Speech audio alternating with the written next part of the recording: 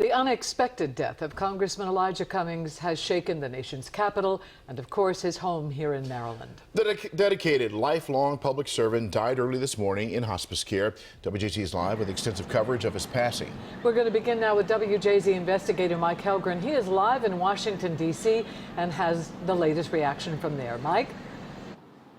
Denise and Vic, what struck me the most today was not far from here. It was the chairman's seat in the House Oversight Committee that Congressman Cummings once held, draped in memorial bunting, and there was a candle lit next to it. That is where he had questioned so many people, asked those tough questions, laid into people, held them accountable, and even his foes in the White House are paying tribute to the congressman today. A better United States of America. Elijah Cummings rose from a sharecropper's son to one of the most powerful voices in Congress. When we're dancing with the angels, the question will be asked, in 2019, what do we do? Black bunting drapes his office in the Rayburn building, and down the hall there's a memorial at his chairman's seat.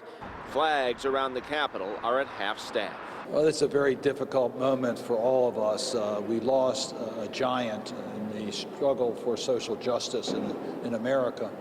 And locally, we lost our champion for the people whose voices would not be heard if it weren't for Congressman Cummings. We are getting ready to leave this area, all right? Cummings took to the streets when riots ravaged West Baltimore in 2015.